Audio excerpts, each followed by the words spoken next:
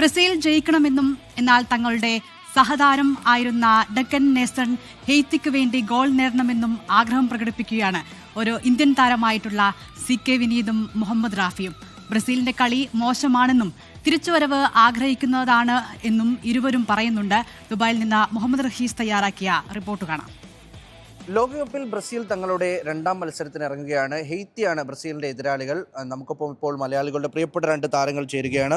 വിനീതേട്ട, Brazil തങ്ങളുടെ രണ്ടാം മത്സരത്തിന് ഇറങ്ങിയാണ്. ആദ്യ മത്സരത്തിൽ സമനിലയായിരുന്നു. മൊറോക്കോ ശക്തമായിട്ടുള്ള ഒരു ടീമായിരുന്നു. ഇന്ന് താരതമ്യേന നോക്കുകയാണെങ്കിൽ ശക്തി കുറവുള്ള ടീമാണ്. പക്ഷെ നമുക്ക് ഈ ലോകകപ്പിൽ ഒരു ടീമിനെ അങ്ങനെ എഴുതി തള്ളാനും കഴിയില്ല. എങ്ങനെയായിരിക്കും ഒരു മത്സരത്തിന്റെ ഒരു പിക്ചർ എങ്ങനെയാകുമെന്നാണ് പ്രതീക്ഷിക്കുന്നത്?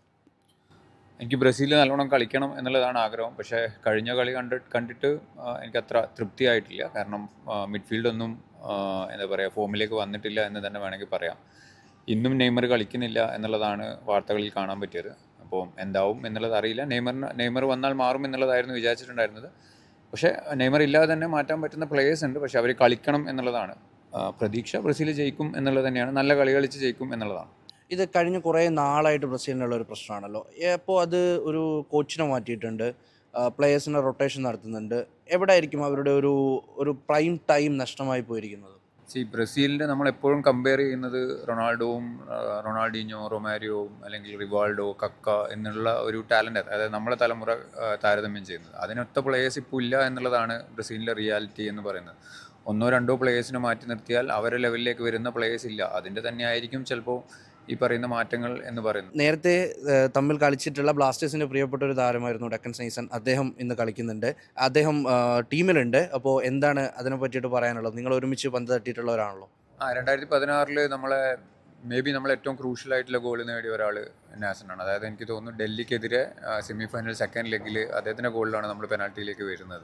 നല്ല കളി കളിക്കാനും ഒന്നോ രണ്ടോ ഗോൾ അടിക്കാൻ ബ്രസീലിനെതിരാണെങ്കിലും ബ്രസീൽ 3 തിരിച്ചടിക്കട്ടെ, പക്ഷേ സാധിക്കട്ടെ എന്നുള്ളതാണ്. റാഫിക്ക, ഈ ബ്രസീലിൻ്റെ ഫസ്റ്റ് മത്സരം, ഓഫ് കോഴ്സ് നമ്മളൊക്കെ പല ടീമിൻ്റെ ഫാൻസാണ്. പക്ഷേ നമ്മളൊരു ക്വാളിറ്റി പ്രതീക്ഷിക്കുമല്ലോ ബ്രസീൽ പോലൊരു ടീമിൽ നിന്നും. ആ ക്വാളിറ്റി അവർക്ക് ഉണ്ടാക്കിയെടുക്കാൻ കഴിയുന്നില്ല. ഈ മത്സരത്തിൽ എങ്ങനെയാകും റിസൾട്ട് എന്നാണ് പ്രഡിക്റ്റ് ചെയ്യുന്നത്?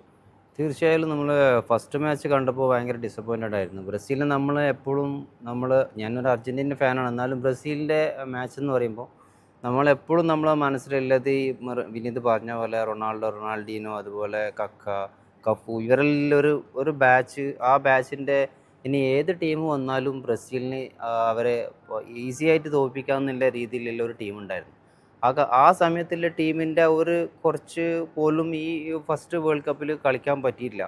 നിങ്ങളുടെ ഒരു സഹതാരം കളിക്കുകയാണ്, അതൊരു വലിയൊരു പ്രൗഡ് മൊമെൻ്റ് കൂടിയാണ്. അദ്ദേഹത്തിൻ്റെ ഒരു ആശംസ പറയുന്നത്. ഇപ്പോൾ നമ്മൾ കൂടെ കളിച്ചൊരു പ്ലെയർ വേൾഡ് കപ്പ്, അതും വേൾഡിൽ തന്നെ ബ്രസീലിനെതിരെ കളിക്കുന്നു പറയുമ്പോൾ നമുക്കൊരു എന്താ പറയുക, അത്രയും എക്സൈറ്റ്മെൻ്റ് ആണ് കാണുന്നില്ലത്. അപ്പം ഭയങ്കര സന്തോഷമാണ്. നല്ലൊരു കളി കാഴ്ചവെക്കാൻ പറ്റട്ടെ എന്ന് പ്രാർത്ഥിക്കുകയാണ്. തീർച്ചയായിട്ടും നല്ലൊരു മാച്ച് കാണാൻ പറ്റുന്ന പ്രതീക്ഷയുണ്ട്. അപ്പോൾ എന്തായാലും ഇവർ രണ്ടുപേരും ഒരേ തരത്തിലുള്ള രണ്ടാഗ്രഹങ്ങൾ പറഞ്ഞിരിക്കുകയാണ്. അതായത് ഡക്കൻ നെയ്സൺ ഗോൾ അടിക്കണം, എന്നാൽ ബ്രസീൽ ജയിക്കണം എന്നുകൂടി പറഞ്ഞിരിക്കുകയാണ്. എന്തായാലും എല്ലാവിധ ആശംസകളും. ക്യാമറാമാൻ ശരത് ചെറുകുന്നിനൊപ്പം മുഹമ്മദ് റഹീസ്, 24 ദുബായ്.